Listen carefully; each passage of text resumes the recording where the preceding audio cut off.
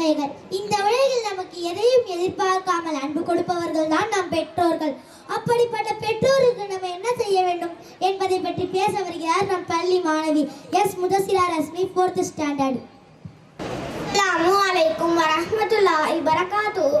பெற்றோருக்கு செய்ய வேண்டிய கடமைகள். நபிகள் நாயகம் ஸல்லல்லாஹு அலைஹி வஸல்லம் அவர்களிடம் ஒரு மனிதர் கேட்டார், அல்லாஹ்வின் தூதரே, பிள்ளைகளின் மீது பெற்றோருக்கான உரிமைகள் எவ்வளவு இருக்கின்றன என கேட்டார். அதற்கு நபி அவர்கள் உமக்கு சொர்க்கமாகவும் நரகமாகவும் இருக்கிறார்கள் என கூறினார்கள். மற்றொரு ஹதீஸில் கூறினார்கள், ரிலல் ரப்பி ஃபீ ரிலல் வாலிதி வஷாத்துர் ரப்பி வஷாத்துல் வாலிதி.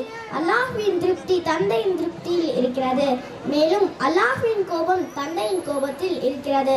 பெற்றோரிடம் நடந்து கொள்ளும் முறைகள்.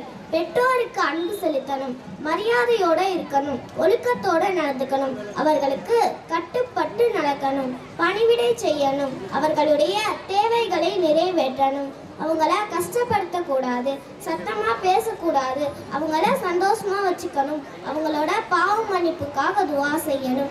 இன்ஷா அல்லாஹ் இனிமே நம்ம பெற்றோர்கிட்ட நல்ல முறையில் நடந்து கொண்டு அல்லாஹ்வுடைய பொருத்தத்தை பெற்றுக்கொள்வோம். அஸ்ஸலாமு அலைக்கும் வரஹ்மத்துல்லாஹி வபரகாத்துஹு.